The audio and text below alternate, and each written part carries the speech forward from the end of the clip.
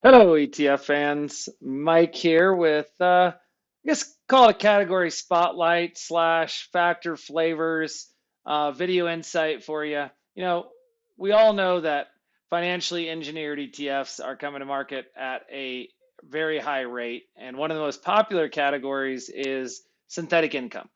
Synthetic income category being those that are taking a broad-based asset class, a broad-based market segment, and then applying some option overlay strategy or complex income or derivative strategy to track that area of the market, but generate income as it goes, whether it's through covered calls, whether it's through some sort of structured total return swaps, something in between.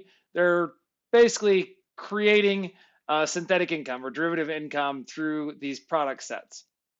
And we get a lot of questions at ETF Action from our power user base, how to track this space, how to research it, how to really narrow down your classifications. And honestly, that's what we do really well at ETF Action. We do an extremely good job breaking down the ETF market to make it easier for our users to find the ETFs they're looking for, to quickly narrow it down and do research on relevant products that are in line with what they're looking for.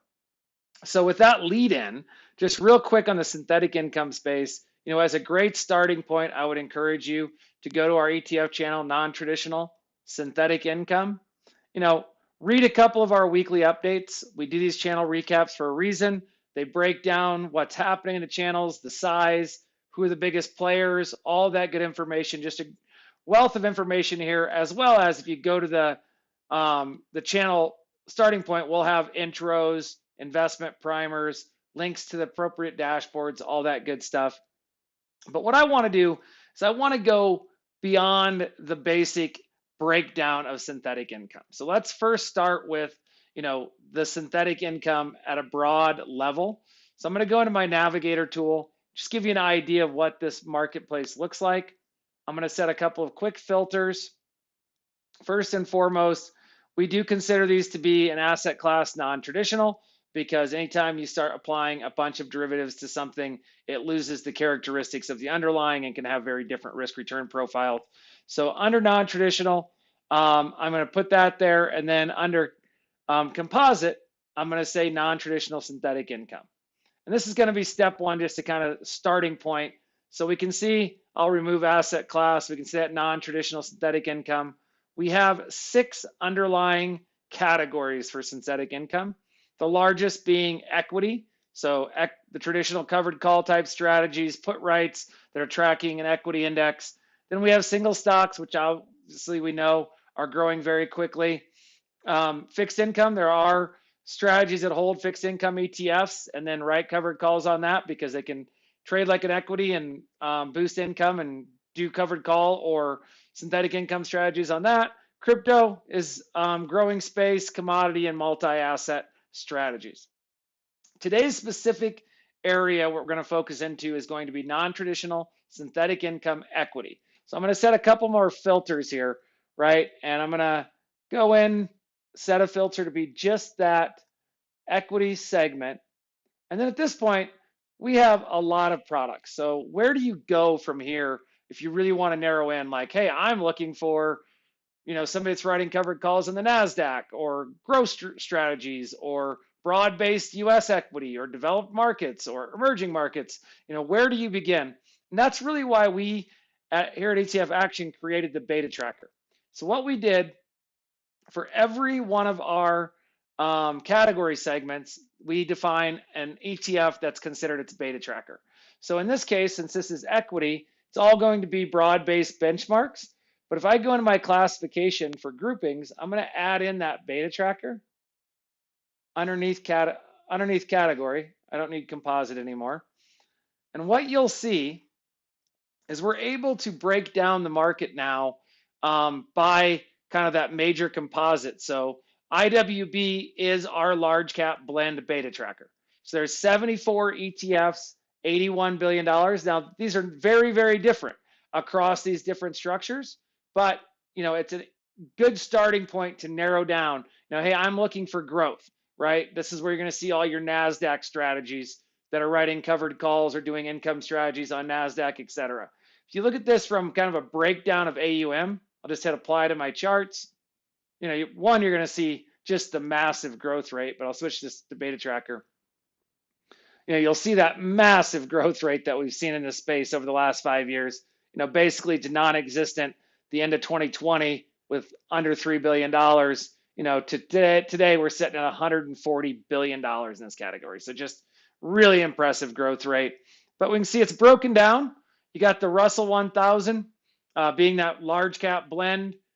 And then you have the NASDAQ dominating 57%, 35%. So the vast majority of assets in those two categories. So this is a great way to start. Where do I want to look for synthetic income? Of course, within each one of those, it gets even more interesting. So let's just take an example. Let's look at the NASDAQ strategies. These 23 ETFs, I'm going to click this hyperlink, and it's going to load those 23 ETFs into our database. Everything I've done so far, by the way, 100% free on our database. So, encourage you, if you haven't already, create that account. Take advantage of these free tools and resources we provide.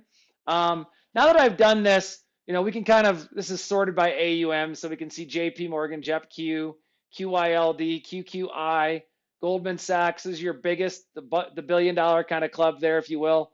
JEPQ being the biggest one at 31 billion. From here, I can do all kinds of things, but the number one thing, I guess there's two primary things I talk to our users about looking at.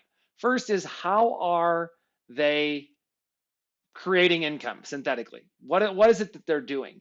So if you go into our classification tab, again, this is a free resource. We take the time and effort to classify everything at a very detailed level. And the data point I want to point out to you is the implementation field. And for synthetic income, we're going to tell you how do they do it, right? So you'll see JEPQ uses structured products, right? It's using ELNs, equity linked notes to calculate that. The different ways that you generate income is going to result in different tax consequences and structure of your distributions, whether it's qualified, whether it's long-term, short-term cap gains, whether it's return of capital, whether it's ordinary income at the highest tax rate. All this matters in that construct. Now, management also matters. So I'm not saying one is necessarily better than the other, though, generally speaking, if you're looking for that 1256 income characteristic, you're looking for these funds like NEO's QQQI says income covered call index. So one area to take a focus at. The other thing is, everybody's going to be writing their covered calls or doing their put options or creating this income. And in doing that, they're taking away some of that return structure to the underlying, in this case, mostly NASDAQ, but in some case, high growth basket of securities for this narrow category of specialty synthetic income. So the other thing I like to look at is your up-down captures, right? So a lot of these funds are brand new. They don't even have a 1-year track record yet. So we're seeing some negative data in here. But if I go in here, we can see some of these funds are really taking on a little bit of leverage maybe. So they're actually providing a higher up capper, but also in that bigger down capture. So if you're looking for, some sort of maybe downside protection through this process as well, you're going to want to avoid those. But the biggest thing I like to look for is where are the differentials at? So one, you can see, lower betas, obviously lower volatility on that lower down captures. But, if you kind of look through here, who has higher up captures than they do down captures? And then what kind of aligns with your risk appetite in terms of how much of the underlying basket of securities do you want to capture? So those are two areas that are really important within this space. And it's just kind of, why we take the time and effort to break down all of these classifications, because it makes it, manageable to start with such a large universe of ETFs and really align what you're looking for. Are you looking for a max up capture plus income? Then you're going to want to look for those higher up captures. Are you looking for, synthetic income in its truest nature, little lower up capture, but also lower down captures? And ultimately, what I would encourage people to look for is, do you have a positive differential between your up and down captures? So take that all back a step, when you're looking at synthetic income, first, what asset class are you looking for? That's our categories.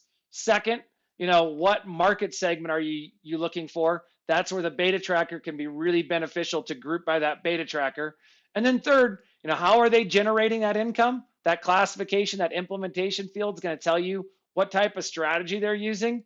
And then finally, what is your risk appetite?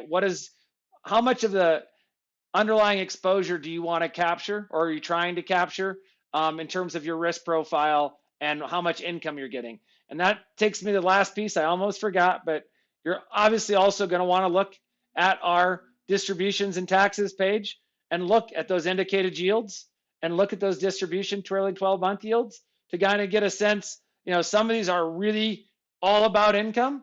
Others are, going to provide really nice income, but maybe not as much, not designed to provide as much. So that's the last piece in here. Using those types of data sets to really align your synthetic income product with what you're trying to capture, what results you're looking for in your portfolio.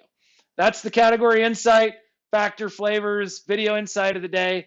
I hope it was helpful. Always, reach out to team at ETF Action if you have any questions. If you haven't already, this is why you should create an account, because this is where we can provide those resources and tools to help you take what's a very large and complicated marketplace of the US listed ETFs and break it down to allow you to do the research that matters.